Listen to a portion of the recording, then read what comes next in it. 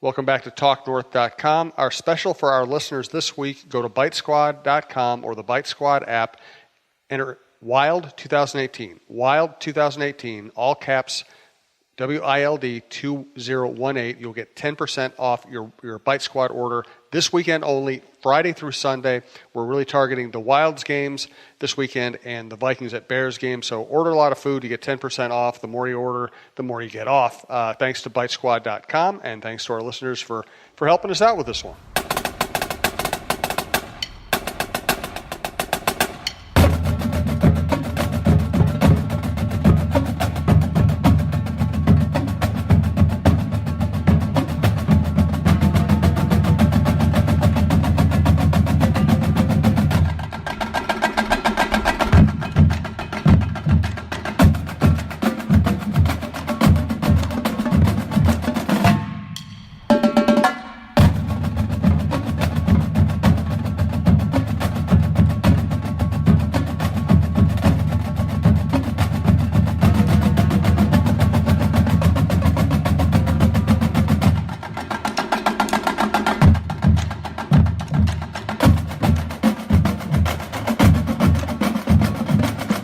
This is Preps Today with John Millea. John Millea of MSHSL.org. You can find John's journal there. He canvasses the state, drives all over the state, finds the best stories in high school sports in Minnesota, and brings them to you there and here. This is talknorth.com, our sports and other stuff podcast network. 145,000 listens last month. Thanks to everybody who's made it a success. Thanks to our producer, Brandon Morton. Please download before you listen if you can. It's a better listening experience. Also better for us. And if you'd like to advertise with this program, you can reach me at jsouhan47@gmail.com. Let us start with what John has termed Tears and Cheers. Tears and Cheers, Jim. Yeah, kind of wrapping up the state volleyball tournament last week. 3 days at XL Energy Center. Always a great tournament. One of my favorites. Great atmosphere. And your state champs for 2018 are from Minneota, North Branch, and Champlin Park. Some great stories here. This was the second state title for Minneota, and the first for North Branch and Champlin Park. So that's a pretty cool deal to get that first state championship. And the Tears and Cheers is part of a headline on a John's Journal story. Tears and Cheers on volleyball's championship Saturday. It's interesting, and I wrote about just kind of historically. I've seen this thing. It's not common, but teams shed tears after they lose. This is any level of sports. Yep. That's going to happen. But sometimes it's the winning teams that shed tears, and I started the piece by writing about Bethlehem Academy had a terrific run at state volleyball where they played in the championship matches just basically every year for a decade. And Franz Bolter, who was the coach there, now he's an assistant at New Prague. One year, I was kind of waiting outside the locker room, and he comes out. He'd been talking to his team. They just won a state championship. He comes out, and he's clearly got tears in his eyes. And then as the players trickle out, they've all been crying, and they just won a state championship. And I pulled him aside, and I said, "Hey, Franz, what's the story here? Why the emotion? You didn't lose. You know you won, right?" And he explained to me, "John, we're sad because our time together has ended. It's over.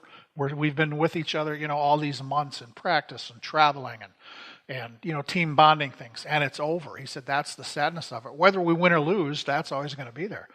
And Medford, which was at state for the first time, won a volleyball this year, and kind of became the story of the tournament because they'd never been to state. They weren't seeded. There are 8 teams in each class. The top 5 are seeded, and the other 3 are not. Medford was one of the non-seeded teams. So your first trip to state, you're not seeded. Pretty much everybody figures you're going to get knocked out in the first round. Well, they beat the number 2 seed, they beat the number 3 seed, and they finally lost in the championship match to Minneota, the number 1 seed. And after that, Missy Underdahl, who's the coach at Medford, came back to the interview room where we have a table set up and microphones and bright lights where the coach and some players come out. She was wiping away tears as she sat down, and she apologized. And she said, "These aren't tears of sadness. These are tears of our season's over. We won't go to practice Monday. I have such a good time with these kids." And the athletes are the same way. And then after the 2A match, Marshall, which made its 28th trip to the state volleyball tournament, which is a record. They lost to North Branch in a 5-setter right down to the wire. And after the awards ceremonies, the North Branch kids are celebrating and with their families and friends. And Dan Westby, the Marshall coach, gathered his team around him. And this is basically in an empty part of the arena now. The fans are all gone. He gathered them around, and they're tearing up, and there's hugs, and there were smiles. And I asked Dan afterwards, just the two of us in a little hallway, I said, hey, it's none of my business. That was a private moment with your team. But what was going on there? And you don't have to tell me. But he said, and that's a classic reporter phrasing. Yeah. Hey, it's none of my business, but tell me everything. That's right, exactly. And I've known Dan so well for so long, I knew he'd tell me what. And he just said it. He said, I told them, I'm so proud of them. This is a great bunch of kids, and I wanted them to experience a state championship, especially the seniors who haven't been a part of one. It's been a few years. He said, I could walk away right now, and I'd be happy. I felt that. I know what it's like. I wanted these kids, because they're great kids, to feel that. And it's remarkable to see that. It's human nature. You want the kids you work with to be successful. And when you come that close, it's kind of heart-wrenching. But there's so many great coaches who handle these things the right way. And then Champlin Park, that school opened in 1992. They had never won a state championship in a team sport till Saturday, and their volleyball team beat Egan for the 3A title. 2 years ago, Egan beat Champlin Park in the finals. And I had not seen this before. After the trophy ceremony in that class, you pose for pictures, we have official photographers, a formal team picture for the program next year. And, then they, after all the formal stuff was over, the kids grabbed the trophy, ran basically almost into the seats where their student section was. They sang the school song, and then they just cheered and hugged and cried. And it was really neat. Just those things you don't expect to see. That was pretty special. One of my favorite photos from the tournament happened backstage. Ada Borup, a very good volleyball program, finished third in 1A, and I kind of turned a corner in a hallway by the locker rooms. And there were 6 or 7 of them posing for a selfie, and I missed it. And I stopped them. I said, do that again. So they reenacted the selfie. I got a picture of it, tweeted that. And then a little bit later, I got a very nice note signed by, it was kind of a color photo of the Ada Borup volleyball team.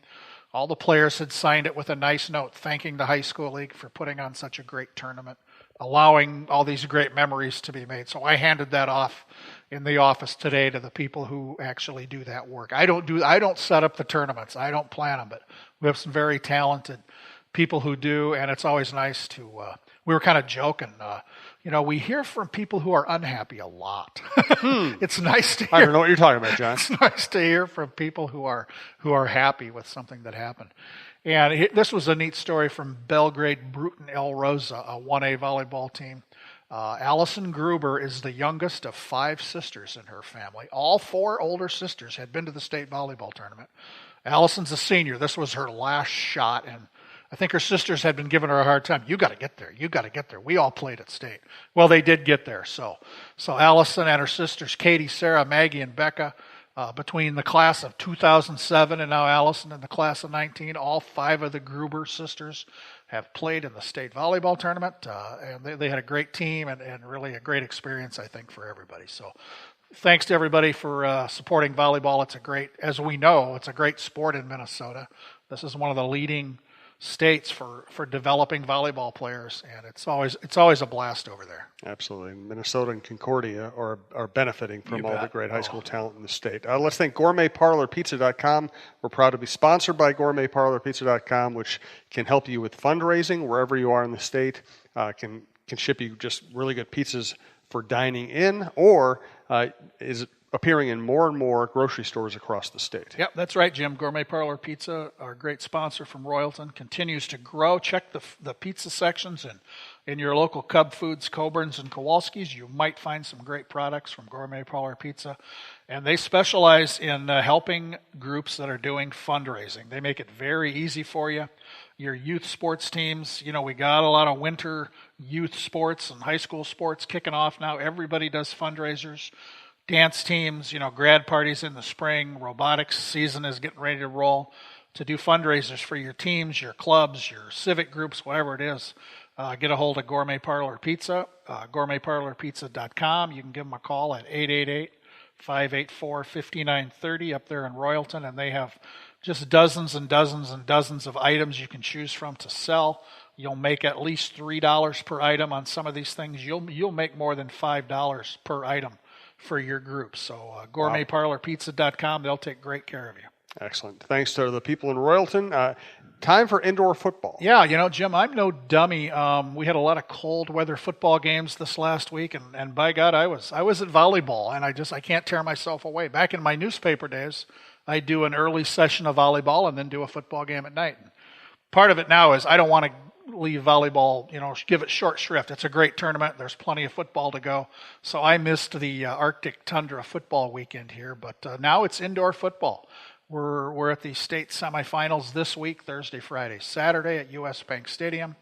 14 games in 3 days. If you want to go up, if you're an adult, you bring $16. If you're a student, bring a $10 bill. You can watch football all day. There are 4 games Thursday, 5 Friday, 5 Saturday, so $16 for adults, $10 for students. You can buy those tickets online. I've tweeted that out, or you can go to the MSHSL Facebook page or MSHSL.org, find the link to buy those tickets online through Ticketmaster, because you don't want to be standing in a line when you get there. And just kudos to all the teams and fans and officials who made it through those wintry conditions. Last week we had games Thursday, Friday, Saturday. It was pretty brutal. I was following some of the games online, and it was pretty brutal out there. But we made it. Now we're indoors, and this is an award for the weirdest football game of the year. It was Blaine and Eastview in the 6A quarterfinals at White Bear Lake. Middle of the game, power goes out. We got no lights. I covered Super Bowl when the power goes out. This has happened at higher levels. So they picked it up the next day at Osseo. They moved it from White Bear Lake. The game was in the third quarter. 3 o'clock the next day, let's go to Osseo, because they had a 7 o'clock playoff game scheduled there. That made sense. So Blaine is your winner, and they'll face Eden Prairie this week in the 6A semis at US Bank. But I've seen a lot of weird things. And they stood around wondering if the power would come back, and then they started seeing smoke from inside one of the buildings, and the fire department came, and you don't mess with that. You're not getting your power back when there's smoke. One of the best highlights I saw on Twitter, and I retweeted this, Springfield won their state quarterfinal game. Decker Scheffler, an old-time kicker, straight-ahead kicker. Wow, kicks like really? a 30-yarder, Tom Dempsey style. 30-yarder to win the game, and I think, from what I'm hearing, it was their first field goal attempt of the season. Wow. And he knocks it through straight-ahead style to send them to US Bank Stadium. Nice going, Springfield Tigers and Decker Scheffler. So we've got 28 teams remaining, 4 in each class. And of the 7 classes, 5A is the only one which I've seen all 4 teams play this year. Elk River will take on Owatonna Friday at 2 o'clock. That's a rematch of last year's state championship game. And Bemidji versus St. Thomas Academy Saturday at 7 o'clock in the last of the semifinal games this week.